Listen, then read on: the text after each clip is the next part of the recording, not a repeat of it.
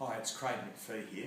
Occasionally we get a call from a client where they experience their roller-mounted sliding shelves dropping at the back. It's a sensation that the shelf isn't in correctly. I'll explain how to fix that problem. First of all, slide the shelf out, take your wine off the shelf and just lift the shelf up and clip it out, and the shelf will come free. The brackets remain in the wine cabinet. When you look closely at the shelf, you'll see that there's actually three parts to it. Two brackets on the outside that contain the rollers here, and then the main frame of the shelf. What we effectively need to do is make the shelf slightly wider when this problem's occurring. To do that, you'll notice on each shelf there's two Phillips head screws either side, and on the bottom there's also a small nut.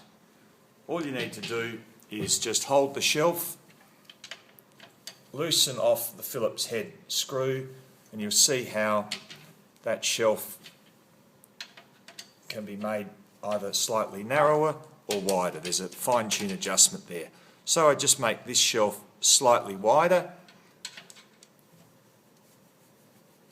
and do the other side as well so it's nice and even. Make that slightly wider, and then you can do the other shelf, and it's just a process of getting the shelf a little bit wider. It might take a couple of goes to get the exact positioning.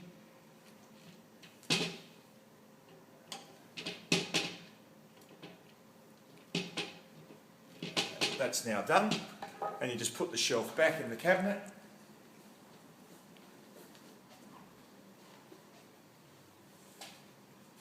Once again, put it back in and just test it with your hands. So put a bit of weight on there and you should feel it tight enough so that it doesn't drop at the back, but not so tight that it's rubbing at the side. That's now working nice and smooth. I've got a lot of pressure on the back, not dropping. All fixed. Easy job.